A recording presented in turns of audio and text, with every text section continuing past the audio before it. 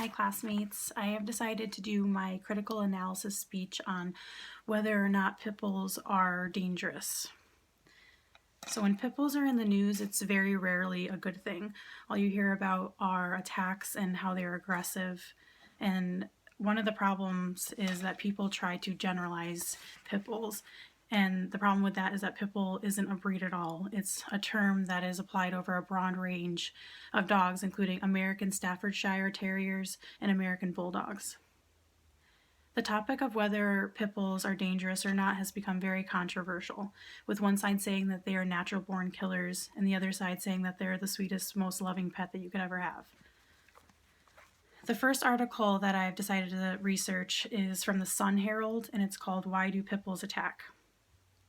It opens up with a story about a 5-year-old boy who was attacked by his neighbor's dog, who was a pit bull, and the older brother comes to his rescue and sacrifices himself and ends up getting bit in the leg, and that leads to him having to have the leg amputated. So when this story broke, people on social media were saying that maybe the kids were provoking the dog, or that the dog came from a house of history of abuse. So this article is saying that those people on social media were wrong for saying that, and actually the dog was just attacking because it was a pit bull and it was aggressive. So the next piece of research they have is pit bulls and Rottweilers account for more than half the dog bite related fatalities in the US. I'm not sure really why they decided to group Rottweilers in with pit bulls when it's a completely different breed. And also, this study was conducted in 2000, yet this article was posted in 2016. So I think that a lot could have changed in 16 years. Next, they blame shelters for being overpopulated, and that organizers put pictures of adoptable dogs on social media with cute tags that are not true, saying that the dog is friendly and good with other dogs and good with children, and that these people are just very dishonest people and that they're actually lying about that.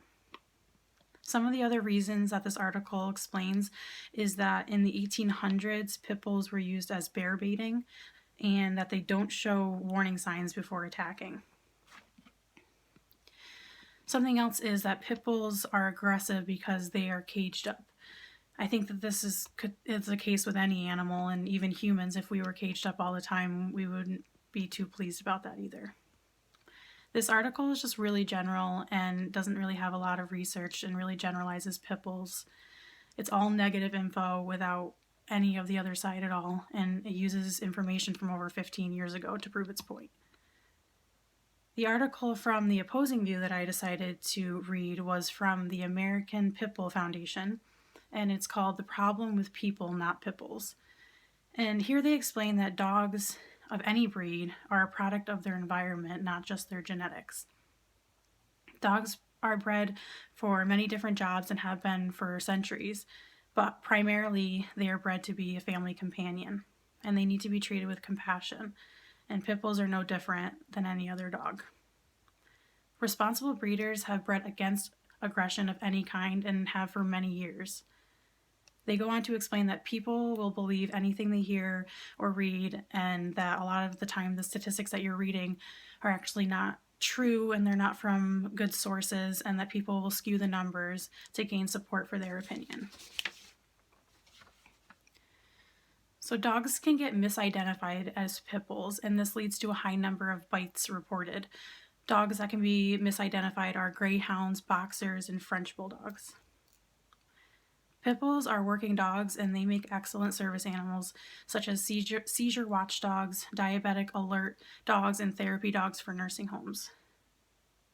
They conclude by explaining that pit bulls, as with any breed, need proper training and should be well socialized and taught proper social behavior from a young age.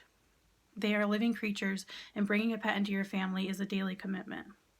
Dogs need adequate leaders, and children need to be taught how to properly treat animals. Dogs don't always like hugging or sharing their food, and the whole family needs to be taught how to be safe around the pet, regardless of the breed. Most importantly, just be a responsible pet owner.